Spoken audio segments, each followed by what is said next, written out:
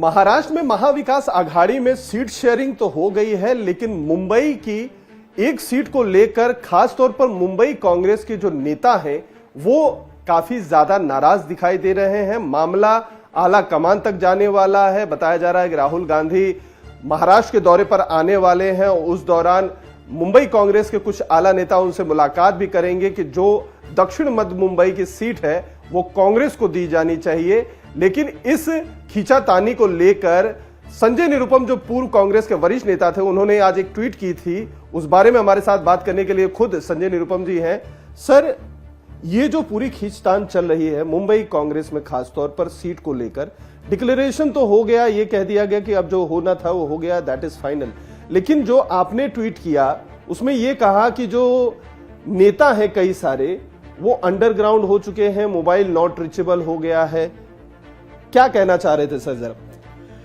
नहीं, महाविकास अघाड़ी में जो तीनों पार्टियां हैं उनके बीच जो सीट शेयरिंग को लेकर के जो नौटंकी हुई है उसमें कोई भी पार्टी दूसरी पार्टी के प्रति खुश नहीं। एक तो तीनों के बीच जबरदस्त नाराजगी है एक दूसरे को लेकर। तीनों ने सीटें छीनने की कोशिश की। आपस में कड़वाहट भयंकर है।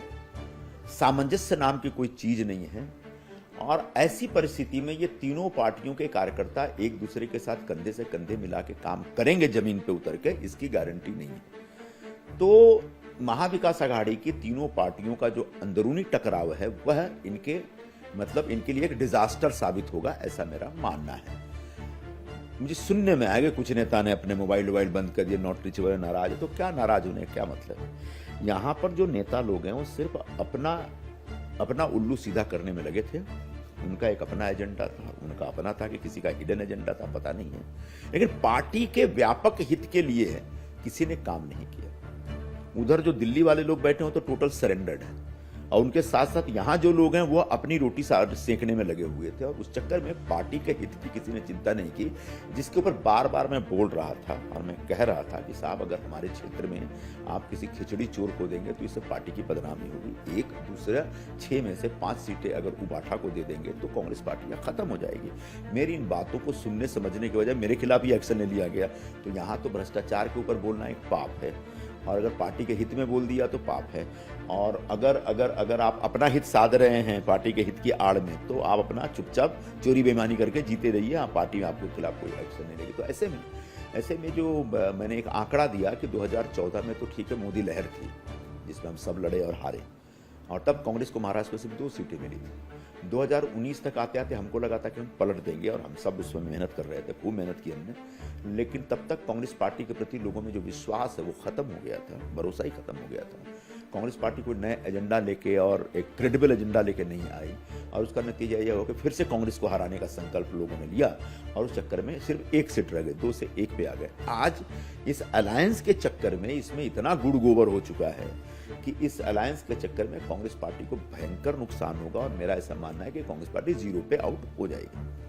लेकिन सर, ये जो बातें हैं, अभी तो सांगली सीट का भी लेकर जो है मुंबई के बाहर का मामला वहां पे चला गया। विश्वजीत कदम जो है वो हैं, और जो पाटिल आपके वसंत दादा पाटिल के बेटे हैं विशाल पाटिल, वो पोते, वो जो है वहां पर मीटिंग कर रहे हैं अपने कार्यकर्ताओं के साथ, डिसीजन लिए जाने वाला है। तो इसको किस तरीके से देख रहे हैं? न सिर्फ खींचतान मुंबई में चली बल्कि महाराष्ट्र के अलग अलग हिस्सों में भी कांग्रेस के अंदर, पूरे महाराष्ट्र में उबाठा ने यह तय किया कि अगर उनको अपोजिशन के स्पेस में अपने आप को फैलाना है तो सबसे पहले कांग्रेस पार्टी को मारना पड़ेगा। क्योंकि कांग्रेस को मारेंगे तो वो जगह खाली होगी, उस जगह में अपने आप को फैलाएंगे, अपना पैर पसारेंगे। यानी कांग्रेस का जो वोट है उसको अपनी तरफ खींचना है। मुंबई के संदर्भ में सोचे तो कांग्रेस के पास एकमात्र वोट जो है मुस्लिम वोट है। अब जब ये बीजेपी से टूट के निकले हैं तो इनको एक नया वोट चाहिए, तो वो उनकी नजर कांग्रेस के वोट पे। चूंकि कांग्रेस का जो वोटर है, उसकी जो मुस्लिम वोटर है, उसकी पहली पसंद और आखिरी पसंद कांग्रेस पार्टी है इस समय मुंबई में, तो उनके लिए यही विकल्प था कि बीजेपी से लड़ने वाली जो पार्टी वो कांग्रेस है। अब उनको उस वोटर को अपनी तरफ रिझाना और कहना है कि नहीं कांग्रेस पार्टी खत्म हो गई, बीजेपी से लड़ने वाला सही विकल्प हम लोग हैं, हमारी तरफ आइए। तो वो तब होगा जब कांग्रेस पार्टी को पूरी तरह से डिमोरलाइज करेंगे, नष्ट करेंगे, तब जाके वो वोटर इनकी तरफ आकर्षित होगा। उसी प्रक्रिया के तहत पिछले 2-3 महीने में कांग्रेस पार्टी को एकदम से खत्म करने का एक षड्यंत्र रचा गया, और षड्यंत्र रचने वाले और कोई नहीं, उबाठा के सारे नेता थे।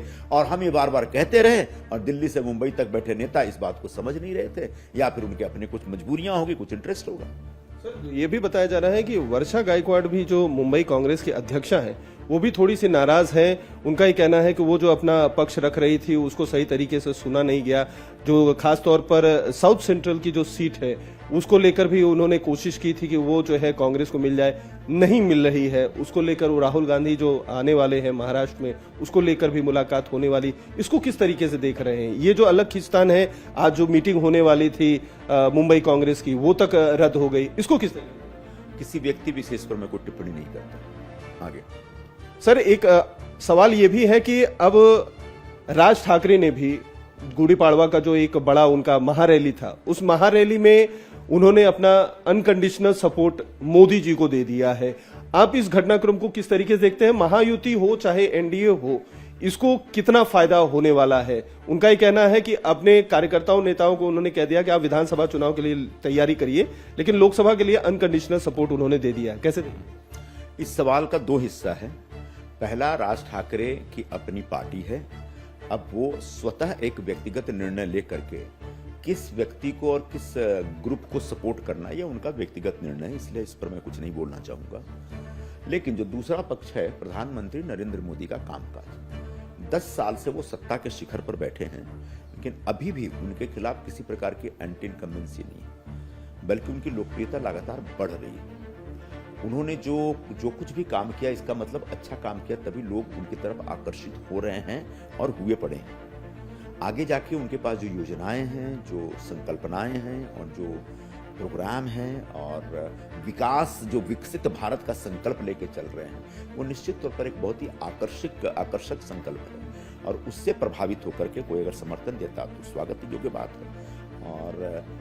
और बहुत सारे लोग हैं, सिर्फ यही नहीं है, और भी बहुत सारे लोग हैं जो प्रधानमंत्री मोदी की लोकप्रियता से प्रभावित है, प्रधानमंत्री मोदी की भावी योजनाओं से प्रभावित है, और इस नाते वो आगे बढ़कर के उनको समर्थन देते हैं। सर जो है ये भी कहा जाता है कि जिस तरीके की राजनीति राज ठाकरे की रही है जब से ये पार्टी बनी है, जो नॉर्थ इंडियन हो या जो प्रवासी लोग यहाँ पर मुंबई में या महाराष्ट्र के अलग अलग जगहों पे रहे, उनके प्रति जिस तरीके की बयानबाजी रही है या आक्रामकता रही है इस पार्टी की नीति में, उसको लेकर कहीं ना कहीं असंतोष हो सकता है, बीजेपी से भी नाराजगी इस बारे में जताई जा सकती है। ये जो सारी बातें आ रही हैं, इसको किस तरीके? ये मेरी चिंता नहीं है, भारतीय जनता पार्टी की चिंता होनी चाहिए, एक। और दूसरी बात, हर व्यक्ति को अपनी बात, अपने समाज के हित की बात रखने का अधिकार है, लेकिन संविधान के चौखट में जो भारत में जो व्यवस्था है, जो संवैधानिक व्यवस्था है, उस व्यवस्था का सम्मान करते हुए किसी भी व्यक्ति को अपने सामाजिक, अपने क्षेत्र, अपने